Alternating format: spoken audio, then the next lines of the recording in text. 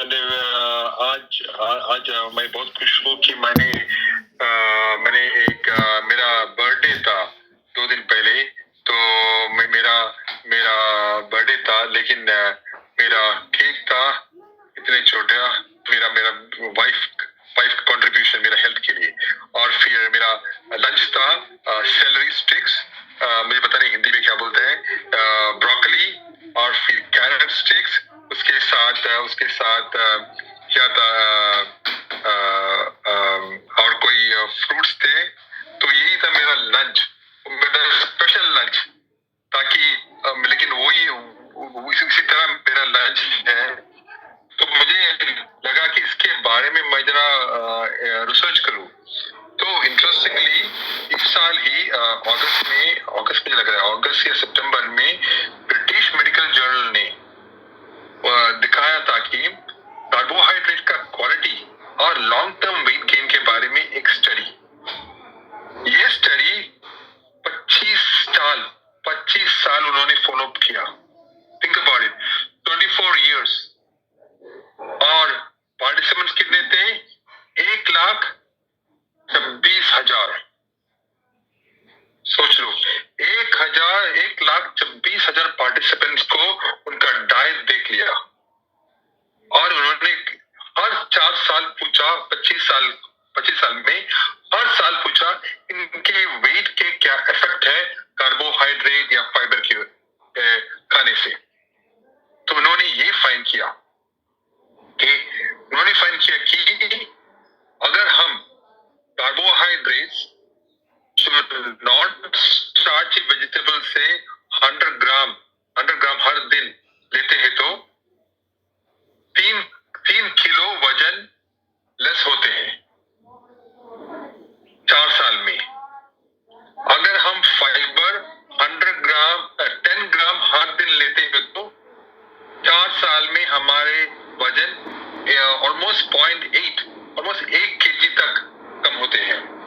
लेकिन हम अगर एडेड शुगर 100 ग्राम लेते हैं तो हमारा वजन 1 किलो बढ़ जाते हैं 4 साल में। और अगर हम स्टार्च लेते हैं तो 100 ग्राम हमारा वजन 1.5 केजी तक ऊपर जाता है हर 4 साल पर। अगर हमारे carbohydrate source mainly starchy vegetables हो तो हमारे वजन 2.6 किलो बढ़ते हैं हर 4 साल से।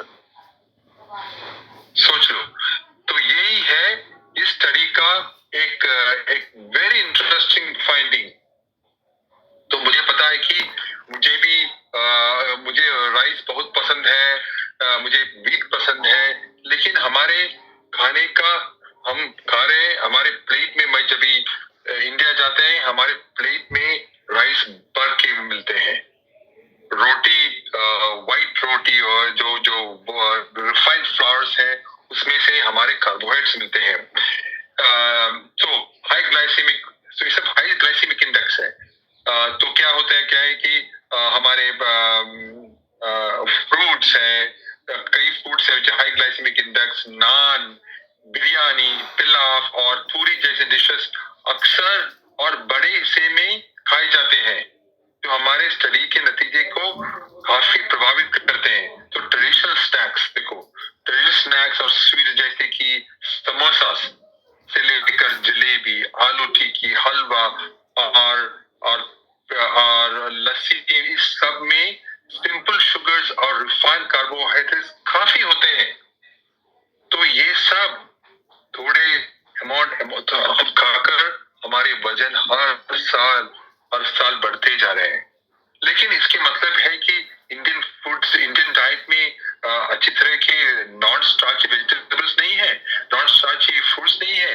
बिल्कुल, हमारे इस इंडियन डाइट में कई नॉन स्टार्ची वेजिटेबल्स और फ्रूट्स भी शामिल है, जो इसके एक वाइटल पार्ट है। ये कम कार्ब्स वाले होते हैं और ग्लाइसेमिक इंडेक्स में भी कम होते हैं, जो डाइट को बैलेंस करते हैं। क्या है वेजिटेबल्स?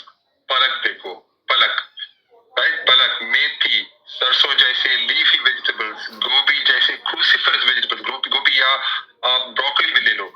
ऐसे क्रूसीफेरस वेजिटेबल्स और कई प्रकार के गाउट्स है, फिर ये सब इस कैटेगरी में आते हैं, जैसे कि लो ग्लाइसेमिक इंडेक्स।